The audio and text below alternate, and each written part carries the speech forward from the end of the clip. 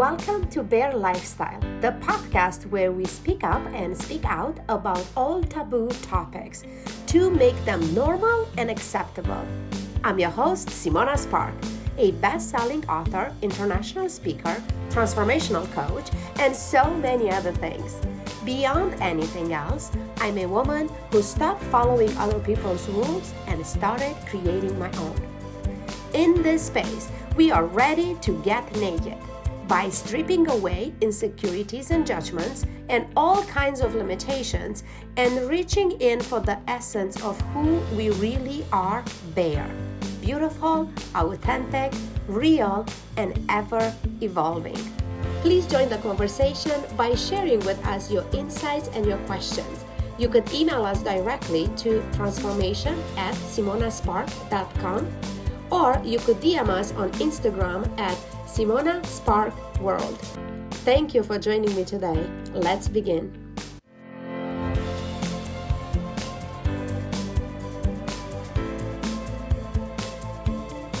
Welcome back, everyone. Welcome to Bare Lifestyle Podcast. I'm celebrating you, and I'm celebrating myself and everyone who listened to our episode today and to our podcast, and everyone who watches this on Spotify or YouTube. Cheers, cheers, everyone. Welcome back for those of you that have been here before. And a very special welcome to those of you that just landed here for the first time. I'm glad that you find this space. This space I've created with the intention of having a raw, open, and transparent conversation about all taboo topics, whatever the taboo might be, from person to person, from culture to culture, from country to country. Those of you that have been following me for a while, you know I've been traveling quite a bit for the past few years, and I noticed that you probably already know that what's taboo in here is not taboo in another country. So I want to start today's episode with a warm invitation. Please put in the comments, what are the topics that you would like to have a conversation about? Or if you don't want to put in the comments, just send me an email directly to transformation@simonaspark.com. Or you could direct message me on Instagram. My handle there is Simona Spark World. I am very curious, what are the topics that you are interested in? Or what are the topics that they might not be taboo, but you want to expand on, or you have questions about? And of course, as always, I will do my best to give you my perspective. And also, I would like to look for experts in specific topic and invite them here as a guest so you could get your answers. So that's my invitation. And today we're going to keep it very short and simple, because I just want to circle back to a topic that we've been talking about for the past couple episodes, specifically boundaries, personal boundaries. If you haven't listened to the previous couple episodes, please do so. So you will have a entire conversation and different perspectives for different angles on boundaries. And the reason I decided to circle back to this today is because I made a reel on Instagram a few days ago, and it got a lot of attention and a lot of comments on the private channels. I understand when people don't want to be visible, but I can't say it enough. I invite you to make the comments there, like just put them in the chat. Two things could happen. First of all, it's stretching you into being visible and own your power and your visibility. And second, you are not most likely the only one that had that thought. So there is others that get to be inspired by your comment. So that being said, in this specific reel, I got quite a few comments on in DM, direct message. And we're good. Like, I didn't get any negative feedback. Like, people actually were saying, you know, thank you for saying this. Another comment was, oh my God, I didn't realize that that's what's happening. Another lady was saying, now I understand why I lost a really good friend. So they're all in the same space. Okay, hold on. Let me track back. Like, what was the reel about? The reel said this was just a cover. Those who are annoyed by your boundaries are those who used to take advantage of you when you didn't have them. So let me say that one more time. Those who are annoyed by your boundaries are those who used to take advantage of you when you didn't have them. I know that is not an easy task to set up boundaries with people. It's not an easy task to identify them, to communicate them, and then to help them stay strong. And when you get into that space, what's happening is this phenomena that I like to call natural selection. People around you split in two groups. In one group will be those that will admire you and respect you and even be inspired by you having boundaries, so they will do the same. And then the other group will be the ones that are annoyed, that will fight you, that will try to prove you wrong, that they are taking your boundaries as a rejection. That being said, please go and listen to the previous episode called How to Deal with Rejections. So these people in this group are taking your boundaries as a rejection, are taking your boundaries personal. And why do they do that? Well, first of all, because they might be someone who used to take advantage of you when you didn't have that boundary, or they don't have boundaries. So it's basically impossible for them to resonate and understand, why do you have them? Setting boundaries is each and every one of us responsibility in order to protect our well-being. And when you do that, it's actually an amazing tool to have you connected with yourself and have you connected with your intuition. And how that happens? It happens in everyday life. I want to introduce triggers here. I can't talk enough about triggers and how important they are and how valuable they are, right? Nobody likes to be triggered, but I want to invite you to take a step back and look at the triggers as an invitation, as a signal for you to look in, for two reasons. One, to see what doesn't sit right internally with what happened externally, right? And second, it's an invitation to set a boundary. We are not put here to be annoyed, upset, uncomfortable. You know, when those things happen, the question will be, what boundary do I need here so I could feel good? And it goes in all areas of your life. It's having boundaries with people around you, having boundaries around like how you feel, right? Around your emotions, having boundaries around your space, who get into your space and into your personal space, having boundaries with your time. Who do you spend time with? Having boundaries with your energy, what and who you consume your energy with. All of these areas, right? We can't walk around being upset because somebody asks something and we don't like it and then we blame on them. That is just an unhealthy way of living. My question there is, do you have a boundary in that specific spot? If you don't, maybe it's time to create one. If you do, the next question is, have you communicated to the other person? Because we cannot control how the other people react or respond.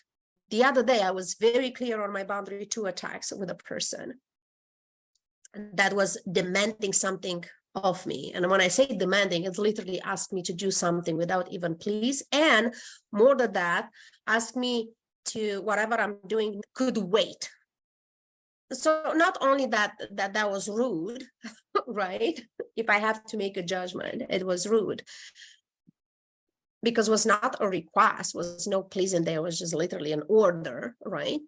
I don't take orders from anybody. I express my boundary. I'm like, nobody could tell me how to prioritize what I'm doing. On my end, I created a boundary and I communicated. How the other person responded and what they do with it, it's out of my control.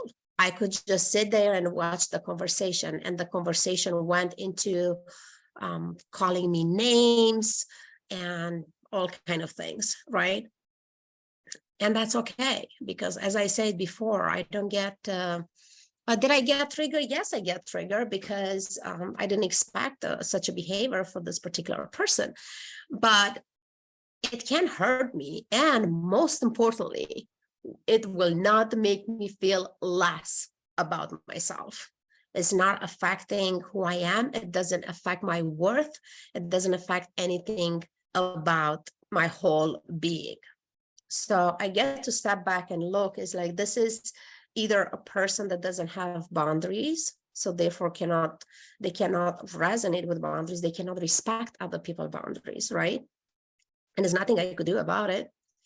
That could be one option. Another option might be, is this person is just hurt and is just fighting back and is speaking out of pain. This person might be insecure and just loves drama, and probably that's what happened, because it's all this aspects that you get to step back and look and just watch how people behave. How people behave is going to let you know where they are and has nothing to do with you. I want you to hear me out. If you have boundaries and you communicate them, that's where your job is finished. It's complete. How that boundary is received by others, that's on them. It's not on you.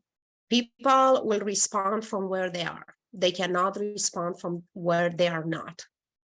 So they will feel rejected. They will feel insecure. They will feel whatever they are feeling. And it's all valid. Like, people get to behave how they get to behave. I could stay over here. I'm like, I don't like to be treated like this, and this is my boundary. You do not speak with me like this. And then I get to step back. I did my part. I'm not here to tell an adult how to behave.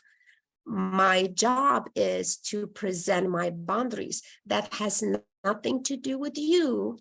It just speaks about where I'm at and my preferences. So I want to invite you to take a closer look at people in your life, and assuming that you are clear on your boundaries, just take a look of how people responded when you communicate your boundaries, because you get to place these people in your inner circle, like first circle, second, third, whatever, how many circles you want to have around you, right? To see who are these people that respect my boundaries, respect me. You know, like this good friends that they could just mess it up and whatever they're doing, and we are there for them, and you hold them and we never drop them. Like that, for me, I can't speak for everyone, but that for me is the definition of friendship. And then look at what are the people they are pretending of being friends, but when you present a boundary, they are fighting you back and they try to prove you wrong. And if they don't have enough words or ideas how to fight you back, what they're gonna do, they're transform it into a big drama, like bring other people into the side and just create this unnecessary thing that you, my friend, have the power to step away from. And then what are the people that they might not like your boundaries, but they don't attack you? These are the people that want to learn. These are the people that are inspired by you. These are the people that says, hey, how do you do that? I wish I could do that too. And most importantly, in all this, if I could give you this visual, like you're in a center because it is your goddamn life. So you're the most important person in your life. And then you get to place those circles with people, like who gets to be closer and who gets to be further and further away from me. Those circles are defined by your boundaries, like who gets to be close to you, like physically, emotionally, energetically, in your space, in your time, right? and just moving forward and forward. And as you go by your life and you grow and you shift and you change and you evolve and you expand, I want to invite you to allow people to move into different circles. This is very important. And this is the tough job, because we are here committed to evolve and expand our life. And we also want to keep everyone with us, which is absolutely impossible, because not everyone wants to do the same work. And even if they do, people have their own speed and people have their own process. So some of them could catch up with us. Some of them are a little bit behind, but the gap is still small enough that we could grab on each other. Some of them go ahead of us and we are left behind. We are never left behind. It's just they're evolving ahead of us, right? And some of us, we are like so far that the gap is so big that we are out of reach. So I think that is an expression of love and compassion to do our best to be objective and look at the people in our life that apparently we move away from or we break up with, or whatever the terminology might be, and just take a step back and have a question: what if I just evolve in a different direction? Or what if we are both moving in the same direction, but at a different speed? So it will be not fair for any of us to wait for the other one to catch up. So what is the alternative? The alternative is to put myself first in my life, because it is my life. I can't prioritize anybody else before me. It is my life. And, there are people that we no longer have in our life, that because of that, our life is better and with more ease. And, we learn to call them toxic relationship and toxic people. And I personally learned to stay away from those labels, because I'm pretty sure there are people out there that they could call me a toxic, or that they've been in a toxic relationship with me. Mine as well. Why not? And maybe we could just drop the labels and just focus on the idea that in my life, I'm making myself my priority number one, and I'm doing my best to, respect my own boundaries, because that's the thing. Nobody's going to freaking respect your boundaries if you don't respect them first. So I'll do my best to respect my own boundaries, to take care of myself. Again, we go to the fundamental self-care and self-love, and to protect my own being, to follow my personal core values, to stay in my integrity. Am I not upsetting someone? Oh, no, I will. Am I not going to make mistakes? For sure. I did, and I am, and I will. And that's not the point. The point is to own our mistakes. The point is to have that raw, open conversation, bare conversation with the people that we upset or we are in conflict with. And then, most importantly, trust your intuition, trust your guts. Your intuition is going to tell you like how many times you try to make peace with somebody, or your intuition is going to tell you don't even go there, delete the number or block the person or whatever. Your intuition is going to tell you, I don't need to block this person. It's like they could text me 100 texts. It's just, it doesn't affect me. It doesn't matter. It means nothing to me, right? So it is your responsibility to check with yourself. And remember, you are here to have a good experience. You are here to enjoy life. And when events, circumstances, people, situations might put you into a space where you are uncomfortable or trigger or whatever might be, just take a step back and ask yourself, what is the boundary that I could create here so I could feel better?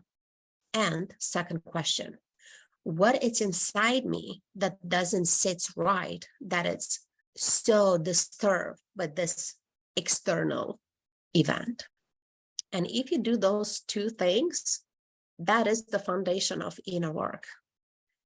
That is the fundamental work that you could do to expand yourself and your life. And on that note, I'm going to close here for today. That was my spiel on boundaries again. I do want to invite you to go back to the past couple episodes where we speak about boundaries from different directions. And again, I do invite you to let me know what are the topics that you want to talk about, what are the taboo topics that you will want to learn more about, or even send me your specific direct questions about specific topics. All right, my friend, I will see you next week. Go ahead and have a bear experience and do whatever it takes to set up your own boundaries. See you next week. Thank you for tuning in today. Please follow, rate, and review your favorite episode and share it with your friends. I would love to hear from you. What inspired you? What triggered you? And what interests you? For more bear experiences, please go to simonaspark.com/bear. And for a daily bear inspiration, please follow us on Instagram at Simona Spark World. I can't wait to have you back.